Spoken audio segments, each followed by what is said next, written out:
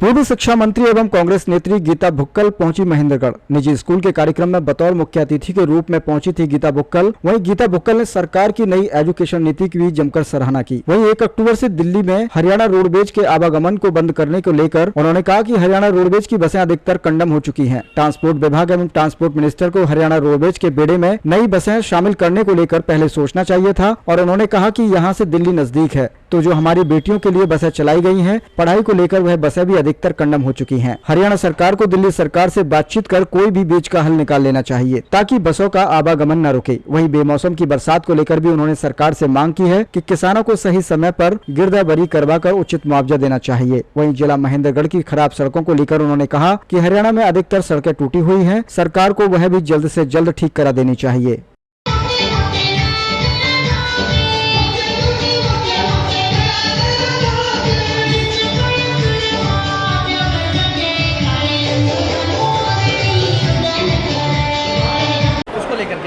देखिए, हरियाणा सरकार के तो ट्रांसपोर्ट विभाग की मैं बात करूं, बार बार उन्होंने कहा कि नए बेड़े में हम लोग कई बसें शामिल करेंगे, जबकि ज़्यादातर बसें कंडम हो गई। नई बेड़े में बसें शामिल नहीं हुई।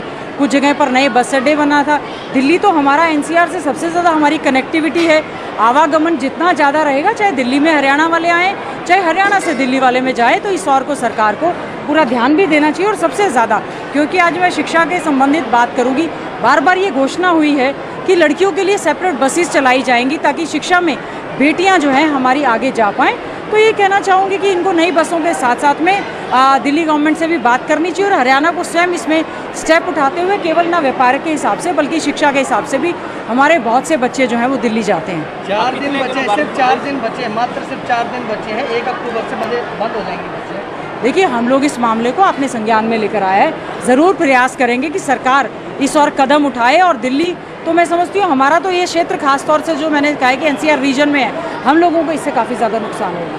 मैडम, अधिक जो बरसात की वजह से किसानों की फसलें बर्बाद हो रही हैं, तो सरकार से क्या कुछ आप विपक्ष के तौर पर क्या कुछ मांग करते हैं जिस प्रकार से? देखिए, जो बेमौसमी बारिश की वजह से खड़ी हुई बाजरे की फसल, खड़ी हुई धान की फसल जो पूरी तरह से खराब हो चुकी है, हम अनुरोध करते हैं प्रदेश के माननीय मुख्यमंत्री जी से कि अति शीघ्र स्पेशल गिरदावरी वो करवा दें और क्षेत्रों के साथ भेदभाव ना करें, किसानों के साथ किसी प्रकार का भेदभाव ना करें। पहले ही अन्नदाता लुटा पिटा हुआ है।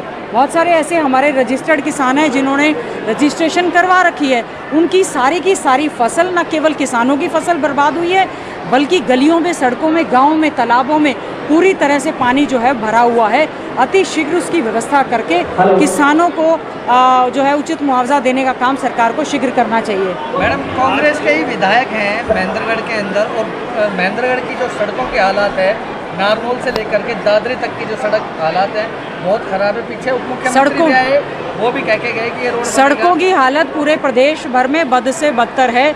हमने भी विधानसभा क्षेत्र में सड़कों की बदहाली की आवाज़ को उठाने का प्रयास किया।